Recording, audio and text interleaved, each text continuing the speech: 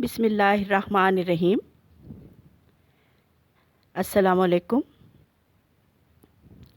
Online classes में जमात नौहम की हम उर्दू की क्लास में गज़ल पढ़ने जा रहे हैं। बेटा, मैंने आपको पहले भी समझाया था नज़्म और गज़ल में क्या फ़र्क होता है। नज़्म एक उन्वान के तहत जो है वो लिखी जाती है। तमाम अशार एक उन्वान के साथ मरबूत होते हैं और उनकी तशरीह में एक दूसरे के मुआविन भी होते हैं। जबकि गज़ल की तशरीह में नज़्म से जो अलग बात है वो ये है कि हर शेर अपना एक अलग और मुकम्मल मफ़हूम रखता है। इसलिए आप यूँ कह सकते हैं कि नज़्म एक ही उन्वान के तहत तमाम अशार की तशरीह और गज़ल में जितने भी अशार होंगे हर एक का मौजू अलग होगा और उनकी तशरीह अलग होगी। गोया एक गज़ल के अंदर जो है अगर 7 अशार हैं तो 7 किस्म के मौजू हो सकते हैं। कभी कभार ऐसा होता है कि 1 या 2 अशार या 3 अशार एक टॉपिक के हो सकते हैं, लेकिन ज़्यादातर ऐसा नहीं होता है। तमाम जो है वो अशार अलग अलग मफ़हूम लिए हुए होते हैं। हमने आपकी जमात नौहम की उर्दू की किताब में पहली जो गज़ल पढ़ी गज़लियात के पोर्शन में, वो हमने पढ़ी थी मीर तकी मीर की। आपको मैंने बताया था कि मीर तकी मीर एक ऐसे शायर थे जिन्होंने मुश्किल हालात देखे बचपन से लेके, और उनका ज़माना वो ज़माना था जब उर्दू गज़ल अभी परवान चढ़ रही थी। यानी वली दक्कनी के बाद पहले गज़ल गो शायर मीर थे जिन्होंने उर्दू में थोड़ी अच्छी गज़ल लिखी। ठीक है, तो वो गज़ल हमने पढ़ी थी जिसमें इश्क़ मजाजी जो है वो हमें ज़्यादा दिखाई देता था, और मैंने आपको समझाया था कि इश्क़ मजाजी क्या होता है, दुनिया और दुनियादारी से मोहब्बत। ठीक है, तो मीर की हमें जो है वो शायरी में, मीर की गज़ल में हमें दुनिया और दुनियादारी, मादियत जो है वो ज़्यादा दिखाई देती है। तो मीर के मौज़ूआत जो है हुस्न व इश्क़ के मौज़ूआत हैं। उसके बाद हमने आपकी बुक की दूसरी गज़ल पढ़ी थी हैदर अली आतिश की। आतिश का मैंने आपको बताया था कि सूफियाना तर्ज रखने वाले शख्स थे, दरवेशाना जो है वो मंश था उनका। यानी उनके यहाँ जो है वो इस किस्म की उनकी फ़ितरत नहीं थी कि बादशाहों के दरबारों से मुंसलिक होना और कसीदा गोई करना और उनसे इनाम कराम लेना, ऐसा कुछ नहीं था। उनकी जो तर्ज थी वो बिल्कुल एक उस ज़माने के शोरा से एक अलग तर्ज थी। इसलिए उस ज़माने में तकरीबन तमाम शायर जो है वो किसी न किसी दरबार से, किसी न किसी जो है सलातीन के ख़ानदान से, किसी नवाब से जो है वो जुड़े हुए थे। किसी नवाबों के बच्चों के अतालीक थे, नवाब जो शायरी करते थे, या बादशाह या वहाँ के जो भी वाली थे वो जो शायरी करते थे, क्योंकि वो शायरी का ज़माना था। हर छोटा बड़ा अमीर गरीब शायरी कर रहा था, तो उनसे मुंसलिक थे। लेकिन आतिश इससे बिल्कुल अलग मिजाज रखते थे, इसलिए हमें उनकी शायरी में वो एक ख़ास और अलग अंदाज़ दिखाई देता है। उसके बाद बेटा तीसरी गज़ल है असदुल्ला ख़ान गालिब की, जिनका कल आपने तारुफ़ पढ़ा था। ठीक है, अब गालिब की तशरीह इंशाल्लाह हम कल करेंगे। तारुफ़ में आपको बता दिया था कि गालिब कौन थे। गालिब बहादुर शाह ज़फ़र के उस्ताद थे। गालिब उर्दू शायरी का बहुत बड़ा नाम है, और गालिब ने किस तरह से दिल्ली को उजड़ते देखा और किस तरह से अपनी आँखों से जब सारी तबाही देखी, और दिल्ली जो है, गालिब अपनी एक बुक है गालिब कौन है, उस बुक में गालिब के खतूत और गालिब की बातें और बहुत सारा कुछ उसमें है।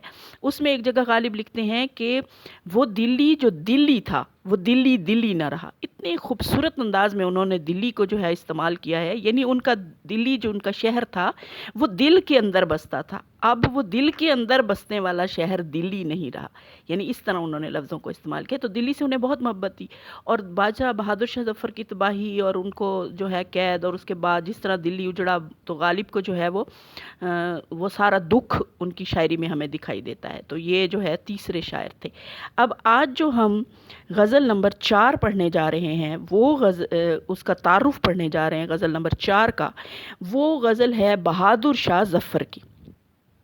बहादुर शाह ज़फ़र 1775 में पैदा हुए और 1869 में उनकी वफ़ात है। उम्र उनकी है 94 साल, यानी काफ़ी उम्र पाई उन्होंने। ठीक है, और ये जो है वो उनकी शायरी آپ کو میں نے بتایا کہ یہ وہ زمانہ تھا جب ہر چھوٹا بڑا شاعر بنا ہوا تھا۔ اب آپ خود سوچ سکتے ہیں کہ بر صغیر کا بادشاہ بھی شاعر بنا ہوا تھا، اور جب بادشاہ شاعر ہو، ایک حکمران شاعر ہو، جس طرف اس کا رخ ہوتا ہے تو زیادہ تر لوگ جو ہے پھر اسی طرف چل پڑتے ہیں، یعنی ٹرینڈ جو ہوتا ہے وہ امراء سے، حکمرانوں سے چل پڑتا ہے، ٹھیک ہے۔ تو یہ اس طرح کا زمانہ تھا کہ ہر کوئی شاعری کر رہا تھا، بہادر شاہ ظفر بھی شاعری کر رہے تھے، اور ان کی شاعری میں پھر ظاہر ہے کہ جیسے آگے بہادر شاہ ظفر کے ساتھ جو حالات ہوتے گئے، ان حالات کی جھلک ہمیں ان کے اشعار میں جو ہے وہ صاف دکھائی دیتی ہے۔ جو زندگی میں پہلے عیش و عشرت، وہ ان کی شاعری میں دکھائی دیتا ہے، اس کے بعد مشکلات، پھر قید، پھر سارا کچھ، وہ ایک پورا ایسے لگتا ہے کہ ان کی شاعری کو پڑھ کر ہم گویا ان کی حالات زندگی جان لیتے ہیں، ٹھیک ہے۔ یہ جو ہے بیٹا، اب ہم اس کا تعارف پڑھیں گے۔ یہ آپ کی بک کا بہادر شاہ ظفر کی غزل کا تعارف کا پیج ہے، ٹھیک ہے۔ اس تعارف میں سے آج ہم سب سے پہلے پڑھنے لگے ہیں پہلا پیراگراف، ٹھیک ہے۔ پہلے پیراگراف میں آغاز ہے کہ بہادر شاہ خاندان مغلیہ کے آخری تاجدار تھے۔ بیٹا یہ ہم بہت سنتے رہے ہیں، خاندان مغلیہ، مغل خاندان، مغل حکمران، شاید آپ کو اس کے بارے میں معلوم بھی ہو، لیکن تھوڑا سا میں آپ کو بتانا چاہوں گی کہ مغل حکمران جو ہے وہ کون تھے، ٹھیک ہے۔ یہ جو پہلی تصویر آپ کے سامنے ہے بلیک اینڈ وائٹ میں، یہ مغل حکمرانوں سے پہلے لودھی خاندان جو ہے وہ بر صغیر پر حکمرانی کرتا تھا، لودھی خاندان، ٹھیک ہے۔ یہ سلاطین دہلی کہلاتے تھے، اور یہ سلطان ابراہیم لودھی یہ بادشاہ تھا جو کہ لودھی خاندان کا آخری بادشاہ تھا، ٹھیک ہے۔ اس کی جو ہے وہ جنگ ہوئی تھی، جو دوسرے نمبر پر جو ہے وہ تصویر ہے ظہیر الدین بابر کی، اس کے ساتھ جو ہے وہ جنگ ہوئی تھی اس کی، اور جنگ کہاں ہوئی تھی؟ پانی پت کے میدان میں، ٹھیک ہے۔ اور یہ جو ہے انہوں نے ایک دوسرے کو جنگ میں جو ہے وہ شکست دینے کے لیے، یعنی اس طرح کی جنگ تھی کہ بس مار دو یا مر جاؤ، اس طرح کی جنگ تھی۔ اور اس میں جو ہے وہ یہ جو تھا ظہیر الدین بابر، کون تھا ظہیر الدین بابر؟ یہ تیسرے نمبر پہ جو تصویر آپ کو نظر آ رہی ہے، یہ ایک امیر تیمور لنگ ایک حکمران گزرا ہے، بہت ہی جنگجو حکمران تھا، بہت ہی بہادر حکمران تھا، اس نے دنیا کا بہت بڑا علاقہ فتح کیا تھا، ٹھیک ہے۔ یہ اس کے ظہیر الدین بابر جو ہے وہ اس کی نسل میں سے تھا، اور اس کی ماں جو تھی ظہیر الدین بابر کی، وہ چنگیز خان، یہ آخری تصویر جو آپ کو نظر آ رہی ہے، چنگیز خان آپ نے سنا ہوگا نام، یہ اس کے خاندان سے تھی، یعنی دونوں طرف سے، ماں کی طرف سے بھی اور باپ کی طرف سے بھی، یہ ایک جنگجو خاندان سے تعلق رکھتا تھا۔ کون؟ ظہیر الدین بابر، جو پہلا مغل حکمران تھا۔ یہ پہلے سمرقند جو ہے وہ وہاں کا رہنے والا تھا، ٹھیک ہے۔ سمرقند جو ہے وہ یہ آپ کو اس سلائیڈ میں پہلی تصویر نظر آ رہی ہے، سمرقند، ٹھیک ہے۔ یہ ازبکستان جو ہے وہ اب اس کا نام ہے اس وقت، یہ پہلے سمرقند کہلاتا تھا، جس کو علامہ اقبال نے بھی سمرقند و بخارا اور اس طرح اپنی شاعری میں استعمال کیا ہے۔ یہ وہاں کا حکمران تھا، اس کے وہاں اپنے رشتہ داروں سے کچھ اختلافات ہوئے، اور انہوں نے اسے جو ہے وہ وہاں سے نکال دیا۔ یہ وہاں سے چلا اور افغانستان پہنچ گیا، وہاں اس نے اپنی فوج اکٹھی کی اور کابل کو فتح کر لیا۔ کابل کو فتح کرنے کے بعد اس نے وہاں حکمرانی شروع کر دی، اور آہستہ آہستہ اس کو پتہ چلا کہ بر صغیر ایک بہت بڑا خطہ ہے، اگر مجھے وہاں کی حکمرانی مل جائے تو میں جو ہے وہ وہاں پر حکمران بن جاؤں تو میرا جو ہے وہ بہت بڑا کام ہوگا۔ یہ دوسری تصویر جو ہے یہ پرانی افغانستان کی تصویر ہے۔ یہ وہاں سے بیٹا اپنی جنگ لے کر، فوج لے کر جنگ کے لیے نکلا، اور فوج میں کتنے لوگ تھے اس وقت؟ ٹھیک ہے، فوج میں اس وقت صرف 12,000 لوگ تھے، 12,000، ٹھیک ہے۔ جبکہ اس کے مقابلے میں ابراہیم لودھی کی فوج 50,000 تھی، لیکن چونکہ یہ ٹھان کے نکلا تھا، اور اس نے جو ہے وہ یہ سوچ لیا تھا کہ اس کے پاس جو ہے وہ جو بھی ہو جائے اس نے بر صغیر پر قبضہ کرنا ہے، اور اس نے ہندوستان پر 5 حملے کیے، پہلے 4 دفعہ یہ شکست کھا کر واپس چلا گیا۔ یہ آخری جنگ جو پانی پت کے میدان میں ہوئی، یہ آخری جو تصویر آپ کو نظر آ رہی ہے جنگ کی تصویر ہے، یہ پانی پت کے میدان کی تصویر ہے، ٹھیک ہے۔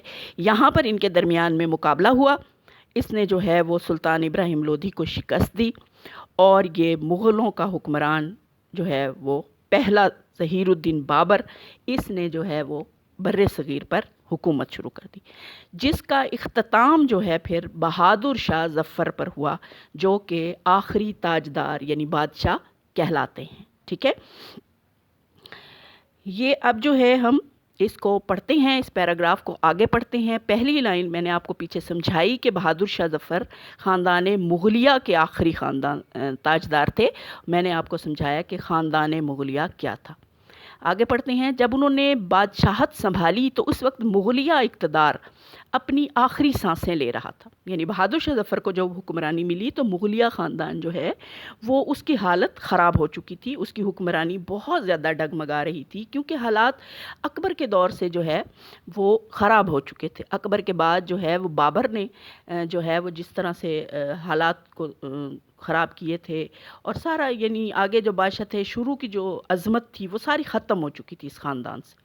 تو بہادر شاہ ظفر کو جو حکمرانی ملی تو اس وقت تو بہت ہی ناگفتہ بے حالت تھی۔ ٹھیک ہے، شاہی خاندان کا فرد ہونے کے ساتھ ساتھ انہوں نے شاعرانہ طبیعت بھی پائی تھی، جیسے میں نے آپ کو بتایا کہ شاہی خاندان کے تو وہ فرد تھے ہی، لیکن چونکہ شاعری کی طرف رجحان تھا تو انہوں نے جو ہے وہ ایک ایسا سلسلہ شروع کیا ہوا تھا کہ باقاعدہ جو ہے وہ استاد مقرر کیے ہوئے تھے اپنے دربار کے، اور وہ ان کی شاعری کو دیکھتے تھے، اس کی غلطیاں نکالتے تھے اور اصلاح کرتے تھے۔ شاعری میں سب سے پہلے شاہ نصیر ایک شاعر تھے، انہوں نے جو ہے وہ بہادر شاہ ظفر کی استاد ہونے کا شرف حاصل ہوا ان کو۔ اس کے بعد محمد ابراہیم ذوق، یہ پہلی تصویر آپ کو نظر آ رہی ہے، یہ محمد ابراہیم ذوق ہیں جو کہ بہت بڑے شاعر ہیں۔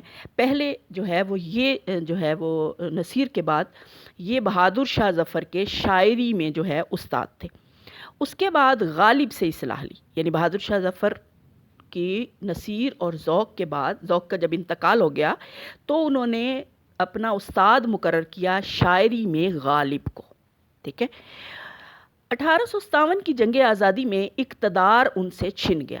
آپ کو پتہ ہے کہ 1857 کیا تھا؟ 1857 میں انگریزوں نے جو ہے، انگریز اگرچہ وہاں پہلے ہی جو ہے وہ کوئی 60-65 سال پہلے جو ہے وہ آ چکے تھے، تجارت کی غرض سے ہندوستان میں آئے تھے، لیکن انہوں نے یہاں آ کر مغلوں کی حکمرانی کو دیکھا کہ وہ اندر سے کھوکھلی ہو چکی ہے، اور آپ کو پتہ ہے کہ ہندو تو ویسے ہی شاطر قوم ہے، اور وہ ہمیشہ سے اس کوشش میں ہیں کہ کیسے جو ہے وہ ہم مسلمانوں کو جو ہے وہ شکست دے۔ تو جب انگریزوں کا انہیں تھوڑا سا ساتھ ملا، سپورٹ ملی، تو انہوں نے فوراً گٹھ جوڑ کر لیا اور منصوبے بنانے لگے، اور انگریزوں کے ساتھ مل گئے کہ مسلمانوں سے جو ہے حکمرانی کسی طرح چھین لی جائے۔ تو ہندوؤں نے یہ سوچا کہ پہلے بے شک انگریز لیتے ہیں، حکمرانی لے لیں، پھر وہ ہمیں ڈیلیور کر دیں گے۔ انگریزوں نے بھی انہیں یہی جھانسا دیا۔ ٹھیک ہے، لیکن جو ہے وہ یہ تو بعد کی بات ہے کہ بعد میں پھر مسلمانوں کی طاقت کے سامنے جو ہے وہ انگریز بھی شکست کھا گئے، اور انہوں نے تقسیم کر دیا 2 حصوں میں، اور خود وہاں سے چلے گئے۔ تو وہ چھن گیا، ان کے بیٹوں کو قتل کر دیا گیا، یعنی ایسے حالات خراب ہوئے کہ دلی میں ان کا جو ہے وہ تباہی اور بربادی پھیلا دی گئی، ان کے جو شاہی خاندان تھا اس کو ختم کر دیا گیا، ان کے بیٹوں کو قتل کر دیا گیا، ان کے جو ہے وہ وہاں محلات جو تھے ان کو آگ لگا دی گئی، اور انہیں انگریزوں نے جلا وطن کر کے، جلا بیٹا یہ لفظ ہوتا ہے جلا، جیم کے نیچے زیر ہوتی ہے، اس کے معنی ہوتے ہیں نکال دینا، کر کے رنگون، جو کہ موجودہ ینگون ہے، برما کا جو ہے علاقہ ہے، وہاں قید کر دیا گیا۔ یہ جو تیسری تصویر آپ کو نظر آ رہی ہے بلیک اینڈ وائٹ، یہ بہادر شاہ ظفر کی قید کی تصویر ہے، جب یہ وہاں پر جو ہے وہ قید تھے۔ ٹھیک ہے، جہاں انہوں نے زندگی کے آخری سال انتہائی قسم پرسی میں بسر کی، قسم پرسی انتہائی مشکل حالات میں بسر کی۔ ٹھیک ہے، یعنی آپ خود سوچیں کہ اتنا بڑا حکمران، اتنے بڑے خطے کا حکمران، اور کیا ان کی شان و شوکت، اور کیا دربار، اور کیا مشاعرے اور محافل، اور کیا کیا کچھ، ٹھیک ہے، وہ سارے عیش و عشرت ختم ہو گئے، اور اس کے بعد قید ہو گئے، تو کیا حالات ہوں گے، کیا دل کی کیفیت ہوگی، کیا جسم کی کیفیت ہوگی، کیا دماغ کی کیفیت ہوگی۔ اسی لیے اب آپ آگے غزل پڑھیں گے تو اس میں بھی آپ کو یہ دکھائی دے گا کہ وہ یہ کہہ رہے ہیں کہ بس مجھے جو ہے ان سارے حالات سے موت ہی نجات دے سکتی ہے۔ ٹھیک ہے، پھر وہ کہتے ہیں رنگون ہی میں انتقال کیا اور وہیں دفن ہوئے۔ ان کی خواہش پوچھی گئی تو انہوں نے کہا تھا کہ مجھے جو ہے وہ ہندوستان بھیجا جائے، لیکن انگریزوں نے یہ بات نہیں مانی، اور انہیں جو ہے وہ وہیں پر رنگون میں ہی دفن کیا گیا۔ یہ آخری تصویر جو ہے ان کے مقبرے کی ہے۔ یہاں پر بیٹا آپ کا پہلا پیراگراف ختم ہوتا ہے۔ اب آتے ہیں دوسرے پیراگراف کی طرف۔ بہادر شاہ ظفر کے کلیات میں 30,000 سے زیادہ شعر ہیں، یعنی یہ ایک بہت بڑی تعداد ہے جو اشعار کی ہے۔ ان کی بہت ساری کتب نہیں ہیں، ایک ہی ان کا کلیات ہے اور اس میں 30,000 سے زیادہ اشعار ہیں۔ انہوں نے تقریباً سبھی اصناف شاعری میں طبع آزمائی کی۔ اصناف شاعری میں نے آپ کو جیسے بتایا کہ بہت ساری، پہلے بھی بتایا تھا کہ بہت ساری اصناف ہوتی ہیں شاعری میں، جیسے غزل ہے، نظم ہے، قصیدہ ہے، مثنوی ہے، مرثیہ ہے، ٹھیک ہے، بہت ساری، ہائکو ہے، مثلث ہے، مسدس ہے، مخمس ہے، ٹھیک ہے، بہت ساری ہیں۔ لیکن آپ کی بک میں جو ہے وہ دو جو ہے وہ ہیں موجود، نظم اور غزل۔ وہ کہتے ہیں طبع آزمائی کرنا، طبیعت کو آزمانا، مراد کیا ہے؟ شاعری کرنا، ٹھیک ہے۔ لیکن ان کی پہچان ان کی غزل ہے، کہ جس وجہ سے وہ جانے جاتے ہیں، جس وجہ سے مشہور ہوئے، وہ غزل ہے، جس میں سوز و گداز کسے کہتے ہیں؟ یعنی دل میں دکھ اور درد کی جو کیفیت ہوتی ہے اس کا اظہار، اور غم کے مضامین پڑھنے والوں کو متاثر کرتے ہیں۔ یعنی دل پر جو کیفیت گزرتی ہے اور دکھ کی جو کیفیت ہے، وہ ساری، جو گداز ویسے کہتے ہیں نرم کو، لیکن سوز کسے کہتے ہیں؟ درد کو، یعنی درد سے جو دل جو ہے وہ نرم ہو جائے، یعنی اس طرح سے زبان کی صفائی اور روزمرہ کے استعمال نے۔ اب زبان کی صفائی کیا ہوتی ہے؟ زبان کی صفائی یعنی اردو اچھی لکھنا، اچھی بولنا، ٹھیک ہے، یعنی شائستہ اردو بولنا، ٹھیک ہے۔ اور روزمرہ جو ہے وہ اس وقت کی جو زبان تھی، جس میں محاورات، جس میں تشبیہات، استعارات، یعنی شاعری میں جتنی شاعری کی گرامر تھی ان سب کا خیال رکھا جائے، اس کو ہم روزمرہ کہتے تھے، یعنی استعمال ہونے والے جو ہے شاعری میں استعمال ہونے والی تمام روزمرہ کی چیزیں۔ ان کی غزل کو ایک خاص رنگ عطا کیا ہے، جس کی بدولت وجہ سے انہیں اردو کے اچھے غزل گو شاعروں میں شمار کیا جاتا ہے، گنا جاتا ہے۔ یعنی ان کی گنتی جو ہے وہ ان وجوہات کی بنا پہ کہ ان کی شاعری بڑی اچھی ہے اور غزل کی وہ تمام ریکوائرمنٹس پوری کرتے ہیں جو گرامیٹیکلی ہوتی ہیں، گرامر کی ہوتی ہیں، تو اس وجہ سے انہیں اچھے غزل گو شعراء میں شمار کیا جاتا ہے۔ بہادر شاہ ظفر کا کلیات خاصا ضخیم ہے، ضخیم کہتے ہیں موٹے کو، ٹھیک ہے، جو کہ کتاب موٹی ہوتی ہے اس کتاب کے لیے یہ لفظ استعمال ہوتا ہے، ٹھیک ہے۔ وہ 4 دواوین پر مشتمل ہے۔ آپ کو پتہ ہے کہ دیوان ایک شاعری کے مجموعے کو کہتے ہیں، اور دیوان کی جمع ہے دواوین، یعنی 4 انہوں نے دیوان لکھے ہیں جن کو اکٹھا کر کے ایک ہی کلیات کی شکل میں چھاپ دیا گیا۔ اس کا نام کیا ہے؟ کلیات ظفر میں اردو زبان کے علاوہ پنجابی اور پوربی علاقے کا نام تھا ہندوستان میں، ٹھیک ہے، برِ صغیر میں ایک علاقے کا نام تھا، وہاں پر اس کی اپنی زبان تھی، پورب میں بولی جانے والی زبان۔ اس کے معنی آپ اس طرح لکھیں گے، اثرات کے حامل کے لفظی معنی ہوتے ہیں اٹھا رکھنا، ٹھیک ہے، یہاں پر صرف رکھنا کے جو ہے اشعار بھی ملتے ہیں، یعنی ان کے اثرات بھی جو ہے وہ ہمیں ملتے ہیں۔ کس کے اثرات ملتے ہیں؟ کہ اردو زبان کے علاوہ پنجابی اور پوربی زبان کے، ٹھیک ہے۔ یہ بیٹا نیچے کلیات ظفر کی بھی آپ کو جو ہے تصویر میں نے دے دی ہے، امید ہے آپ کو سارا جو ہے وہ سمجھ آ گئی ہوگی۔ اوکے بچہ، اللہ کی امان، اللہ حافظ۔